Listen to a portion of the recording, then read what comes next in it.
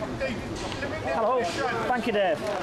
Well done. Thank you. Dave Fishwick is a cheeky northern charmer. He made his fortune selling minibuses in his hometown of Burnley.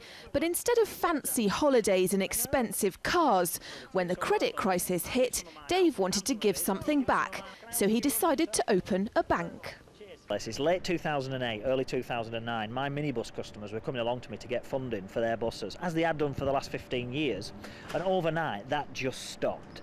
The banks just stopped lending to the bus customers, and I'm thinking, have they done something wrong? Have they made a mistake? Have they not paid the gas bill, or electric bill, or phone bill?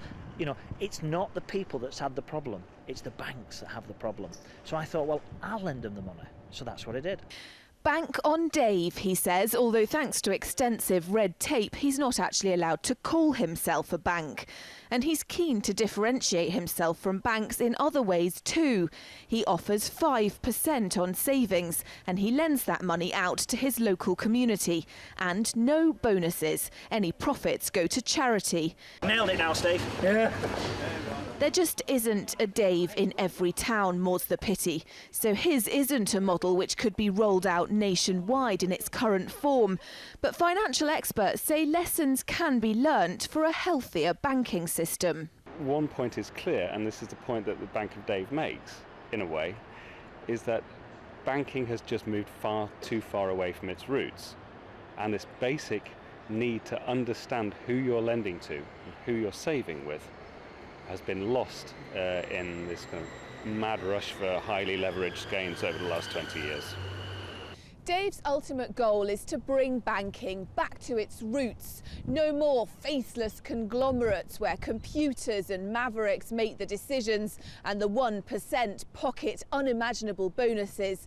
Instead, local banks for local people, run by the community to benefit the community.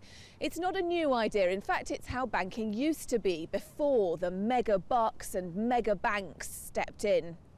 And Dave's starting to get some political support. You have to take savers' money and invest it in real productive activity, and to take responsibility for doing it, which is not the way that banking currently works. In his comical, kind of crazy way, he is showing the way to a better banking system, which is responsible, local, in touch with entrepreneurship, and which actually could be the basis for going forwards. There's certainly got to be some way forwards. As wave after wave of scandal hits the financial sector, banking on Dave and others like him looks more and more attractive.